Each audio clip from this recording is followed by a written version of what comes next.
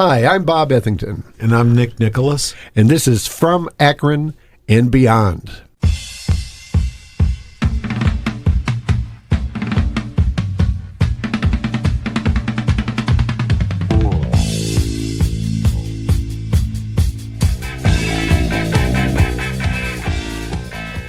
So on today's show, we have a very special guest. This is one of our episodes where we are indeed from Akron, but we're going beyond because our guest is Fred Karm, who is well known not only in this area, but really throughout the country and beyond for his brewery, Hoppin Frog. And he's an Akron native. Am I correct on that or no? Yes. Okay, good. That's one right one for me to start the show off with. All right, Bob. Thank you. But anyway, we're thrilled to have you here. And, music will probably come up at some point in the show because I know you're a big music guy. Oh, definitely. But really want to just really start about talking about this business of yours and how you got interested in the whole process of brewing beer. I mean, when did that begin? Fred, when did you get started, actually? I'm flattered you guys wanted to have me on and ask me these type of questions. Mm-hmm. It's been a lot of fun brewing. I started 25 years ago at home, brewing at home just in Akron. And then after a couple years, I realized that this could really be a great business for me. I had people offering me money for my beers, and I started researching what it would take to actually sell them. And less than 3 years after I started home brewing, I was actually able to land a job with a place that wanted to start a restaurant with a brewery. So I did that for almost 10 years. We built it to 3 different restaurants. Was that Akron also? Yes. And then when that closed, I ended up starting my own place, and really it took off quickly because I had gained the reputation in the area as being a good brewer and a master with hops. We had won several medals at the Great American Beer Festival, which at the time was the contest that I could it was the biggest contest that I could enter. And after winning several medals with this beer that we made that was really hoppy, people thought of me as, a hop king or a hop master. So I kind of parlayed that into Hoppin Frog because my nickname is Frog, with the name being Fred. Isn't that cool? Yeah. I had no idea. Yeah. There you go. There's where the name came from. This is great being able to do a show on music and beer. What more can anybody want? I could put a plug in for our band, the Frogadelics. Yeah, is that what your jam band's called? Yep. Oh, that's cool. Well, that's we'll very get to cool. that at some point. That's right. Wait, what's your background? You didn't go to school to be a brewer? No, I went to school for electronics at Akron U, graduated in '87, and ended up doing that for 10 years. Like engineering? Yes. It was electrical engineering technology was the degree that I got. So it allowed me to interface between the pure engineers that were, let's say, a lot of book smarts, a lot of math, and the technicians that would actually build the equipment. So I was like both. I was the interface between the two. So it made it for a very versatile job. I wore a lot of hats, working both with engineers and technicians. So it gave me a lot of skills on, I guess, applied electronics. That's like a good combination to have, right? Both the ideas and then the implementation of them. And it benefited us greatly when we started our brewery because things needed installed. I knew how to do it. Mm-hmm. Things broke. I knew how to fix them. Right. I know that all of us here have been at your brewery several times. We're enjoying the beer and the food's out of this world. Thank you. Have you been in that? Was that your location from the beginning, or? Yes. Yeah. For the last 17 years, plus years, we've been there. I'm pretty proud of that. We've put a ton of effort into the food program, so I'm glad you mentioned that and noticed that. I'm hoping that everyone notices that because we've really upped our game. I knew that coming out of the pandemic, you either had you had to do something different. So I decided I would throw down on what we were doing, do as much as I could to make it as great as I could because I saw all kinds of different approaches. A lot of people were having a hard time hiring, and I kept saying, you need to get off your wallet. You need to hire. So that's what we did. And it's funny, we take less money home now at the end of the year, but we have one heck of a business. We've been doing such a great job. We have tons of people coming through the door, and we can handle the stress test. We're really good at doing that. So our food program really matches the beer and is really backing up what we do. So it's a great experience coming to Hoppin Frog now. You know, Fred, that is really is an achievement just on its own, because I've been doing a lot of traveling lately, just for the fun of it, because I'm retired, so I can do that. Norton. Yeah, right. The whole Lake Anna. Yeah, right. I've touched every base you can think of. I'm quite well traveled. I'm like Marco Polo now.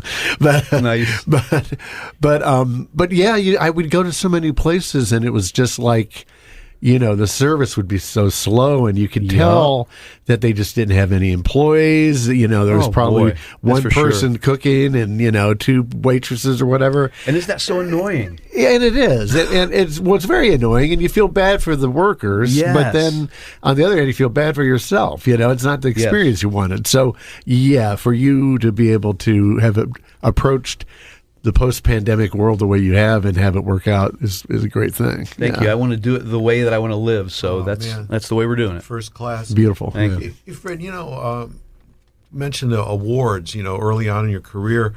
Now, but you're not just Northeast Ohio or Pennsylvania to Michigan. You're in how many states and then how many countries? Currently, we're distributed in about 20 states and 40 foreign countries. I mean, that's amazing. I'm very proud of that. We've been open for a long time, and I got requests pretty much right away for our beer overseas because it was getting really high ratings. We make these beers where I spare no expense. So the beers end up being these high-grade beers that have a ton of great flavor. They get really high ratings, and that caught the interest of people overseas back in 2007. My first full year of operation was 2007. By the end of 2007, I was getting requests from overseas, and I was able to fulfill the first one in 2008. And one of the dominating things that they bought from us was Boris the Crusher Imperial Stout, which went on about 5 months later to win a gold medal at the GABF, the Great American Beer Festival, the largest contest I can enter. So it really rocketed us sort of into stardom, especially overseas. Because all of a sudden, here's this brand new beer that this guy bought more of than anything else, was distributing it, and then he had this, gold medal winning American beer, and overseas, American things like that really are interesting for people. So it allowed us to take off before the craft beer industry was really taking off over there. Well, it's funny you mentioned that, because you'll know the time period better than I, but you said you really got kicked into business full like at around 2007. Is that correct? Because of course you guys, it seemed like your name got out there pretty quick. I mean, your reputation was a cool name. A good but I mean, your Thanks. reputation was very much founded pretty early on. But there was a period there that I remember. I used to call it. I'm sure other people did too. And I'll say I invented it. Peak brewery, where it just seemed like there was a new pub or brewery opening up every week in this area. When would you say that was? I want to say it's like somewhere around 2012 or 13, something like that. I remember that. It was just rocketing up. And I remember thinking, well, not all these places can't make it. You know what I mean? Right. That's what we were thinking, because it's just too. There's just too much, and almost all of them have. It's pretty amazing. Our craft beer community has grown immensely. Right, yeah. But then some have closed, or some have moved, so you can tell that they had challenges. Yes. But you've maintained the entire time in your location. Yes. So that's interesting. Well, long time. I remember maybe 20 years ago there was another rise. It was like when I was an investment advisor, and there were quite a few breweries that went public. I remember it was Pyramid, and I remember that time. Some of these others, and I think after it all washed out, and I think Sam Adams is still around, but what happened then? I mean, that was just a bizarre time. I think a lot of them were snatched up by the larger breweries, and they've created, I guess, conglomerates, and some of them are beneficial. They aren't all bad, that's for sure. Oh, did you hear that Anchor Steam's going out of business? Yes. I mean, that's they were the just, oldest one. I don't know if you'd say out of business. They were purchased a while back, and they've been purchased again. But the report a week ago that I read was they're going to stop brewing. Boy, oh boy. Yeah. That's amazing. Well, I think that the breweries that work at like the level of Hoppin Frog are becoming more and more important and more desirable, because so many beers that had like a big brand name and that were national beers or whatever have gotten, like Rolling Rock comes to mind, have been bought by other companies, and they always claim they're going to keep them the same, but they never do. You can always tell immediately that they taste different. They're not being made the same way. And, I hear you. And so it becomes more, at that level, the beer product seems like it is becoming more generic, whereas you guys are the opposite. Right. So we're bringing that, I guess, independent feel. Like when you go out to a restaurant, you like to go to an independent one oftentimes, because they seem to have a little more care, a little more special, whatever it is. And that's kind of the way these craft breweries are. The ones that are more independently owned, I seem to enjoy more when I go in, because they seem to be, I guess, more motivated. Sure. I don't know what it is. Yeah. They give a crap more. Do you still spin? Good motto, Nick. Yeah. Rolls right off the tongue. You've been known to spin records, DJing. I love to do that. And you do that at your restaurant still? This Saturday, we have a special beer release starting at 11 a.m. I'll be spinning vinyl. Stop on in. It's going to be a blast. We're releasing a beer that I brewed with famous Pete, Wicked Pete. He was famous, 30 years ago for making his special Wicked beers. Pete's Wicked. That was a stock. You could actually purchase stock in them in the 90s. Publicly owned, man. Yeah. So we become friends. After that, he started a chocolate company working with Harry London's, and it was a blast to meet him and to, I guess, drink with him more than anything. We became good friends, and now we're doing collaboration beers. We just did one with a log of special wood he brought back from South America. We cut it, toasted it at the brewery. It's called Palo Santo, a very special, flavorful wood. It has great character in it that reminds you of toasted toasted vanilla. Oh, wow. It's like oak, but much more so. So it's very vanilla-ish. So he imagined us brewing a black lager with this, and then the vanilla character would really benefit it. So we made Pete's amazing, what was it? Pete's Perfect Palo Santo Black Lager that comes out at 11 a.m. Saturday, and I'm going to be spinning vinyl to celebrate. So come on down. I even remember the stock listing for Pete's. It was WIKD for Wicked. That's awesome. This is From Akron and Beyond. I'm Bob Ethington with my co-host, Nick Nicholas, and we're here with our special guest, Fred Karm from Hoppin Frog Brewery. And we should point out for our audience that you were talking about something coming out this Saturday. I'm not sure when this program will actually run, and so I hope you don't get, deluged in 6 weeks with people wanting you to spin records on a Saturday. Maybe you just need to do that every Saturday. Yeah, we should probably do that. I know we're going to be doing vinyl every Friday evening starting at 5 on Fridays in August. I'm already booking DJs now.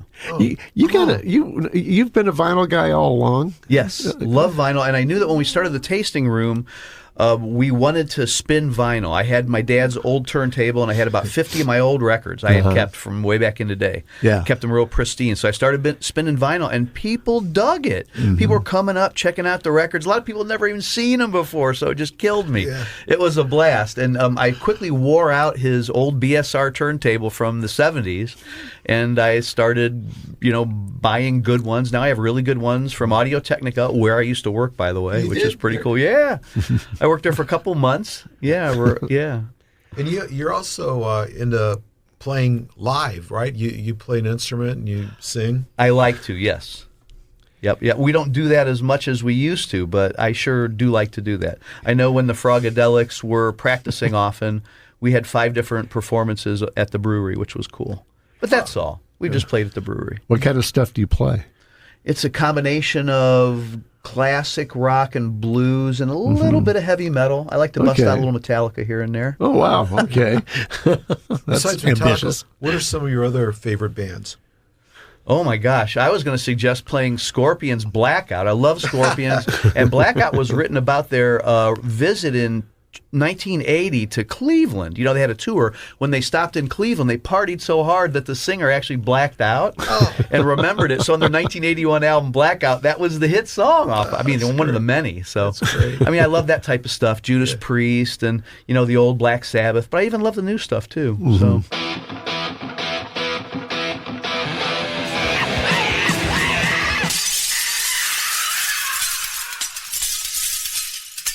Yeah, I've been getting in all kinds of different music, so it's great to listen to 91.3 and hear a lot of the good new stuff coming my way. I've learned a lot about music listening to 91.3. I've got a lot of good albums I bought from that, like Portugal the Man.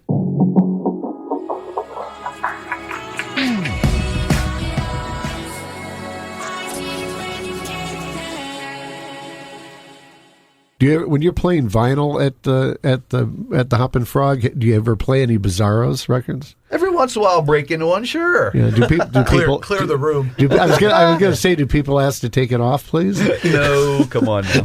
I actually have songs marked on my album so I can whip out an album and say, oh, you want to hear something from Bizarros? Well, here's the 2 or 3 that they suggest playing, and I'll end up playing the hits. Oh, nice. Instead of Okay. just guessing, you know? Yeah, that's a good approach. That's for sure. Helps a lot. We were talking about breweries, oddly enough, and I happen to mention my recent travels.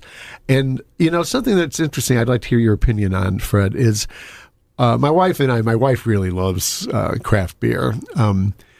I do too. I'm kind of more of a working man's beer, Sure. I hate it when I go to some place and there's not a single lager on the list. Oh, I can so relate. Or Yep. Pilsner. But anyway, having said that, we went out west, real big trip. We were gone for like 6 weeks. And one thing that I noticed out there is that we have it really good in Ohio with breweries. Yes, we because do. with the exception, because every one of these states had all kinds of, brewed New Mexico, brewed Arizona, brewed Utah. Well, you can imagine Utah wouldn't be that great for a variety of reasons. But other than Colorado, I don't think there were any brew pubs or anything that we hit out there that we found remarkable in the least. I mean, they didn't compare with the Hoppin Frog.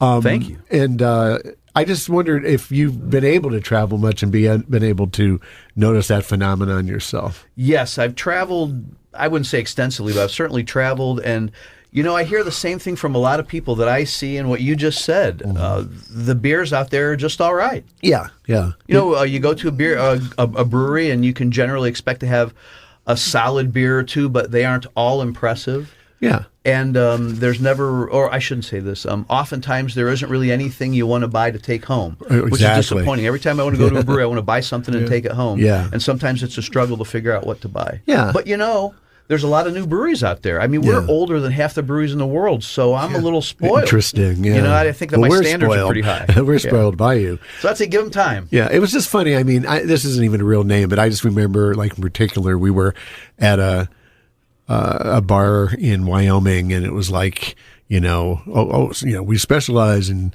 Buffalo Bill Brewery or whatever, and it was like, well, just check that out. And then it was like, it wasn't terrible. It was just not special in the least. It just seemed kind of generic. I wonder if they're part of a chain. I know I would look for the independent ones. Oftentimes they aren't, chained down to the rules of a chain. Gotcha. Right. Earlier you mentioned, I think you did a black lager. Yes. I didn't know that existed until a couple years ago. I had one at 83 Brewery. Oh, yeah. Is it common, or is it? Well, no, it's not. Black lager is not common. It's a German thing. They call it Schwarzbier. So it's not common, and it's gaining popularity, I would say, only because there's so many styles out there that are kind of overdone that a lot of people are trying to make some cool new ones that people haven't tried much. And that's one. That's There you one go. of them. Okay. Yep. I liked it. Yeah. It's a smoother version of a porter or stout, which kind of makes sense for Hoppin Frog, and it kind of makes sense to use the special Palo Santo wood in. So Pete initially thought of that, and boy, we were all over it. I love this other beer that's made out there. It's readily available, made with Palo Santo wood. It's just better than oak. So, yeah, I was really psyched when he wanted to include us on that collaboration brew. Psyched, man. Roughly how big is your staff? I ask roughly. I'm sure you'll know the exact number. I think we're close to 30 now because Okay. the tasting room has grown so much. So, yeah, we're up to about 30. Okay. And how collaborative is your brewing process? Like, I'm getting the idea that occasionally you kind of meet somebody and you kind of combine ideas, but a lot of the ideas I sense come from you initially, maybe? I'm not. You tell me. I'm curious. Yes, I'd say that a third or half of them come from me, and half of those I'm collaborating with someone. Okay, yeah. And then a lot of them come from the staff these days, and I Okay. want more and more of them to come from the staff. They're younger, they're more Right. vibrant, Yeah. they have a lot of great ideas, and it's great to bounce my ideas off of them, come up with collabs, or even let them spearhead beers. Yeah. Those sometimes come out as cool or cooler than I can imagine. Yeah. So it's been great to foster such a good staff. I think that beyond brewing, my biggest skill might be actually finding and keeping good talent, because we've got such a great place, and I don't do a lot of the stuff anymore. I mean, I'm steering the ship, Right. but my staff does everything now, Yeah. and they're doing such a great job. Yeah, well, see, that's very exciting to hear. So you're actually kind of mentoring a new You could say that. generation, in a sense, of Yep. brewers, right? Yep. Right. Every week we get together and meet and talk, and it's important to do that. Yeah, yeah, that's great. That is really terrific. Thanks. It's fun to run our brewery, that's for sure. I like to say we're selling fun, and it's fun to be us. Those are some of my sayings. Yeah, Fred, I know you're pretty civic-minded, too. I know that when I was on the board of the Akron Civic Theater, one of our biggest fundraisers of the year was the gala. And for a number of years, you would,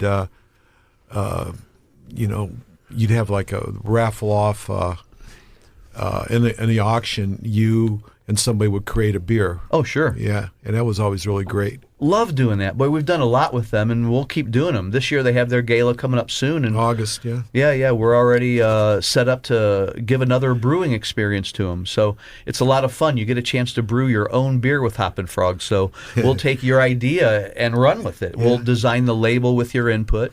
Oftentimes name it what you want to name it, or something close. You know, we can't always use the exact names people want to use. There's so many names out there that are already used, you know. Yeah. It's a struggle, and there's all these rules. But in general, you get a chance to make your own beer, which is really cool. We've made some of the beers that were close to 17% ABV alcohol. So we've made some really valuable beers, and we've made some really mellow beers. Comes with a stretcher, so you can carry it out. Absolutely. Well, when you just mentioned, names being taken, do you copyright your names? Or We do trademark? some of them, yeah. Yeah, you have Like to if it's Boris gonna... has to be, right? Right, exactly. Any of those important ones, for sure.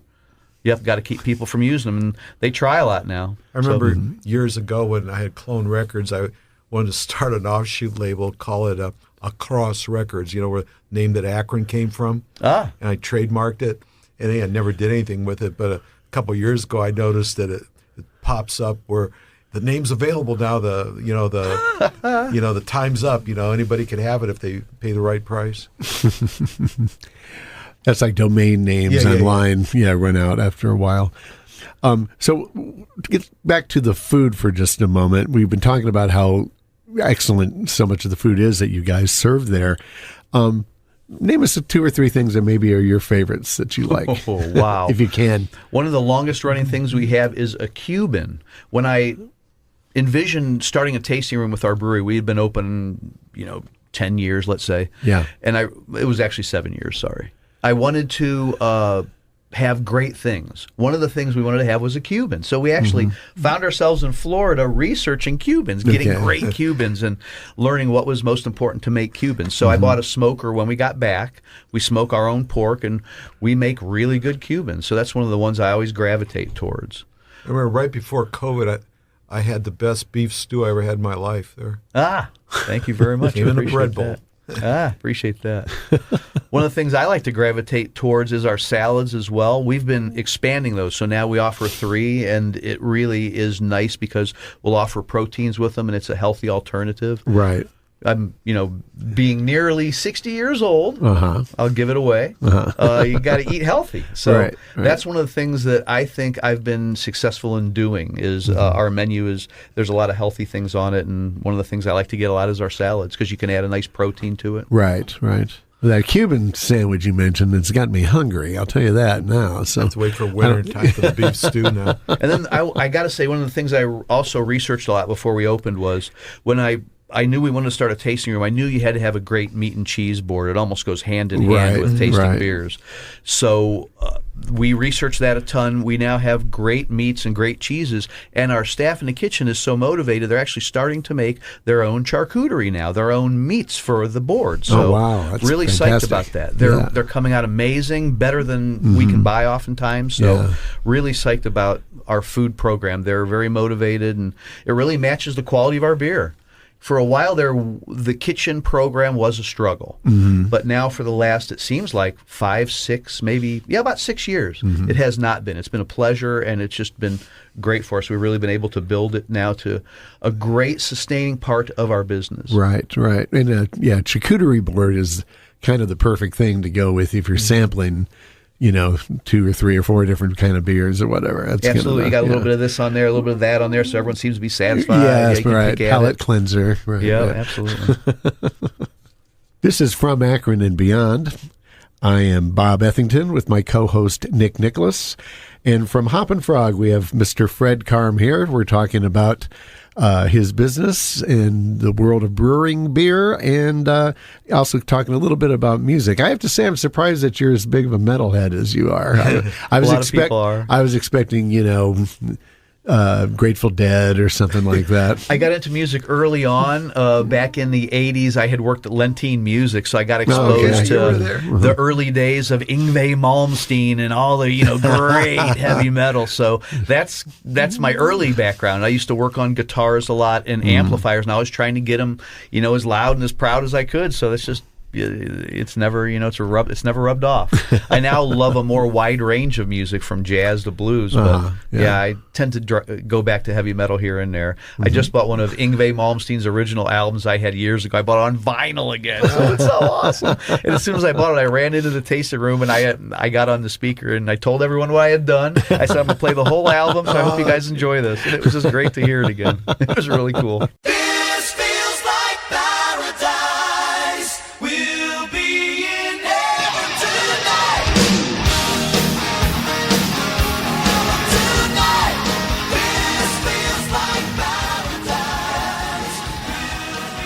Do you still have those beer tastings for some of your most loyal customers? Absolutely, yeah. We do beer tastings, all kinds of different things. We have a barrel room now, so we have all kinds of facility that we can host those things in, and we're installing air conditioning in there, so we'll be able to host all kinds of things all year, air conditioning and heat. So, yeah, we're always trying to make it better, handle the stress test, as I tell my staff, and we're damn good at it anymore. Is the competition between breweries, let's just say local, is it friendly? It is friendly, certainly friendly on the surface. We all want to, support each other because it is us against the big guy. Right. But we all have, our own little rivals too. But it's all a friendly rival because at the end of the day, it's us against the big guy. Right.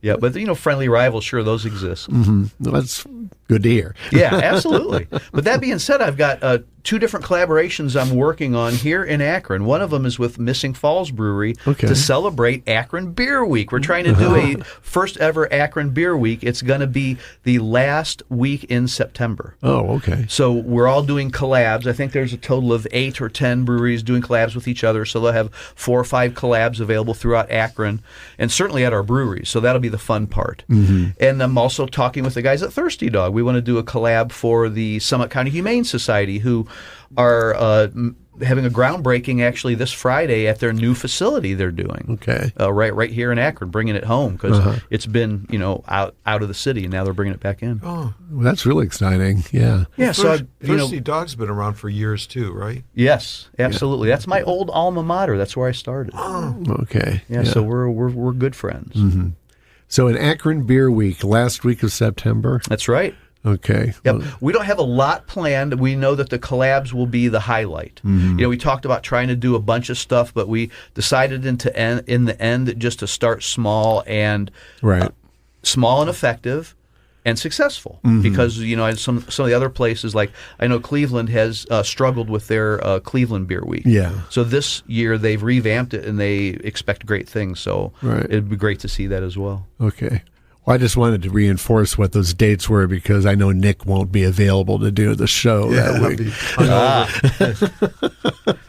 Yeah, it's the week of September 25th or 26th. Okay. Yeah, the last week of September. Okay, exciting. Yeah, excited. The first ever Akron Beer Week. Yeah. You it seems like you're so intentionally involved with your work and your just day-to-day running of the place. True. Do you get to get away sometimes? Do you have any vacation time that you take, or? Yes, but it's oftentimes beer centric. So although it's a vacation, it ends up being beer centric. I mean, that's kind of cool in a way. So now I can actually go out and have a vacation, but still have it be business. So Right. you know, from some aspects, that's good. If you need to get away from business, that's bad. But it's beer. I mean, my business is beer. I don't need to get away from that. That's Right. pretty cool. So, yeah, it's fun to run our business. And usually when we go on vacation, whether it's a beer-centric one or not, it ends up being half beer-centric because we're looking for, cool places to have a bite and a beer. Yeah. It's just part of the community. Right. I'm just curiosity for no particular reason, but are there? Yeah. Do you have any particular places you like to go? Do you like to go to the ocean or the mountains or just a lake or? Gosh, do you have hobbies?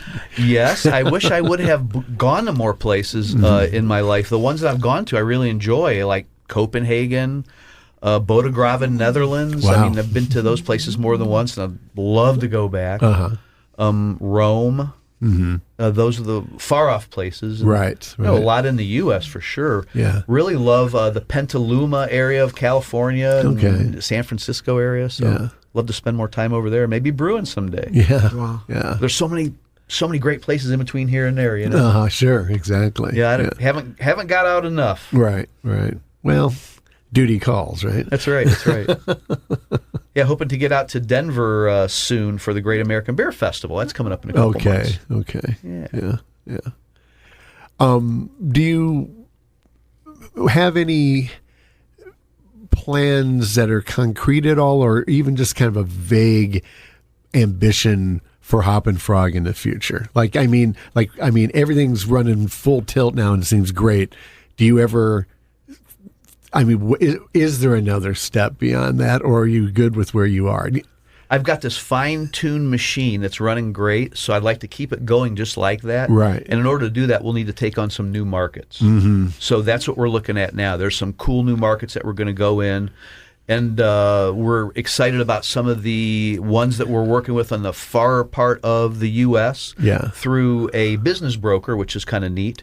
And we're working with some foreign ones, some various foreign ones from Canada, which we've never sold into before until this year, to really far off ones like Japan. Oh, wow. Okay. Yeah, so we have a lot of good opportunities that we haven't tapped yet. You know, we're in 40 countries, but there's lots more that drink great beer. So. Do you have enough capacity where you're at now to handle a little bit more growth? Yes.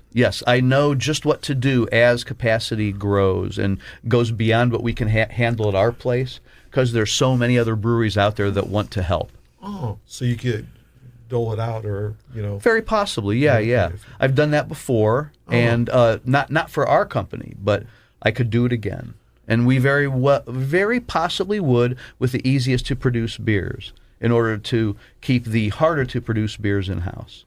That would be the logic behind that. And then we could grow beyond our production capacity. When you're trying to deal with doing business internationally, now you mentioned like a broker. I mean, is part of that just almost like a matter of translation? Like if you're dealing with Japan, I mean, of course, I think we Americans always assume that everyone in the world will speak English. So, and maybe that's partially true. But I would just wonder if that might be, because if you're getting down to specifics to business, you want to make sure there's nothing lost in translation, right? Well, you're right. And so far, we've only worked with English-speaking distributors and brokers. But they do sell to ones that do not speak English. Right, yeah. And there may be something lost in the translation, but when we sell to them, it's then their product. We'll back up our product, but they sell it to them, and they deal with the repercussions. We've been in business for a long time, so we've ran into several things that we've had to deal with in a foreign environment. But the distributors make it really easy because they're motivated to help alleviate any of the problems too. Right. So it's been difficult to sell overseas, but it's been worth it.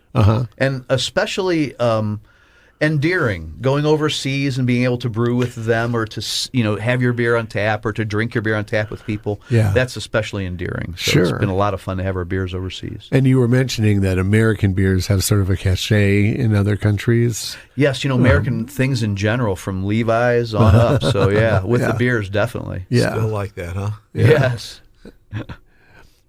Well, the name Hoppin Frog has definitely become identified with that. So that's very exciting for you and for Akron in general. Really I think. has been. Yeah. A lot of fun to be us. Well, I brought some products to show you guys, so I'm going to break them out. Boy, we should have this guy on more often. We'll do what the guy from Sam Adams does, where he all his being interviewed on CNBC or whatever, he drinks his beer while he's talking. That wouldn't be cool with all this equipment here. Yeah. But I figured I'd show you some of the stuff we've done. Okay. I mentioned Pete. This is the one that's, this is one of the ones that we released with him about half a year ago. It's an Amberana black lager. Okay. When we made this black lager, we actually aged it with 2 different types of woods. One of them is Amberana, which is even more special in some people's books. It's rarer and harder to get. It's cool. All the cans look great. Thank you. Great design. Yeah. We just released this one a week or 2 ago. This is called Trampled Under Float, kind of like named after the Led Zeppelin song Trampled Underfoot. Yeah. But it's under float because it's a funnel cake beer. It reminds you of a parade. Wow. And it's based on National Lampoon's Animal House. Oh, I see. It's a white stout, and in Animal House they had a white float, but at the end of the parade they stripped off the white and it was black. Right, yes. And this is a white stout, so kind of the same thing, kind of a misnomer. And this one here is called All Along the Terp Tower. This is our first cannabis-like beer. This has flavors and aromas of cannabis from terpenes. So we've been experimenting with botanically derived terpenes to create that flavor. Isn't that cool? Psychedelic can. This is great. Yeah, that label design has 4 layers in it. And when I got it, I said, is that messed up or what? I said, well, I don't care. It looks really cool. He said, yeah, I was just trying to make it look psychedelic. Yeah. Man, that is cool as heck. You want to see these? Very cool. Hendrix would be proud of that. Yeah, and there's Pete in his younger years in that one. That's what I was going to ask if that was him. Yep. Pete's amazing Amberana black lager. Yeah. Brad's There you popped the tab on that already. Yeah, there you go. Well, he's want the equipment. If he wants to pop it, by all means. Yeah, they're still cold, so. The show will go off the rails very quickly if we're not careful here. Yeah, all of a sudden we're off the air. What happened? Beautiful. Hey, almost every quality beer now is in cans, and that didn't used to be. Right. I mean, that's been in the last couple of years, right? Man, I was the big holdout, too. I'll tell you really? what. I really was. I'm not a big fan of cans the way that they were because they weren't covered. So you'd buy them, and oftentimes there would be stuff on them. Oh. Or like you get out of your fridge and there'd be stuff on it. You got to wash it off. It's total drag. Mm-hmm. And with these craft beers, sometimes there's sediment in them, and you don't want to disturb the can a whole lot before you start pouring it because you'll free up the sediment, and that makes the beer real cloudy, sometimes even chunky. So I always like to be delicate with my beer before I pour them. So to wash off the top was a real drag. Mm-hmm. Now, though, cans can come with the snap top dust covers. Right. It keeps them clean. Yeah. Right. Yeah, so I'm no longer against cans. Mm-hmm. And back, 30 years ago, 20 years ago, they might have had a can flavor or character to them, but they've got past that a long time ago. Yeah, well, I have always been not always, but I've been a proponent of canned beer for a while, and it was basically because I remember watching some cooking show or something, and they were talking about beers and how they're stored or whatever, and they were making this point that with bottles, the darker the bottle, the better, and so in other words, I won't name any particular brands, but we can all think of a brand of beer that it's completely clear glass. Oh yeah, or green. Or green is a common one. And so then there's ones that are more brown, and they were like, well, that protects it from the sun, know. And so I've heard that, and I'm thinking well, wouldn't a can be even better for that? Is. Absolutely. And so and that's funny though because you'll see some of the better beers in cans with those tops, those snap Yes. Tops, and I just thought it was a new gimmick of it, but I didn't realize that was the thinking behind it. Makes total sense. Yeah, it works for me. Yeah. And then technically speaking, I've been really detail oriented with our brewing process, and one of the things I was so adamant about was having a very low oxygen pickup during filling of the cans or bottles.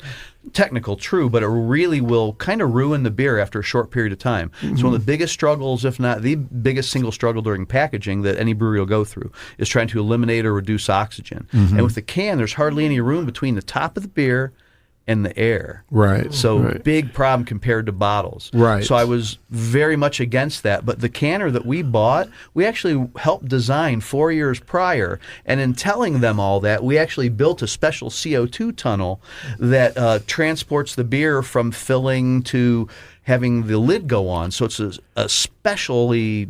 especially great as far as reducing or eliminating oxygen. The oxygen pickup in our cans now is lower than our bottler, and I would never thought in a million years we would achieve that. So we have these beers now that that will equate to better flavor and aroma profile both out of the chute and even more so in months or years to come. So our beers will last as long or longer than our competitors, which is great. Beautiful.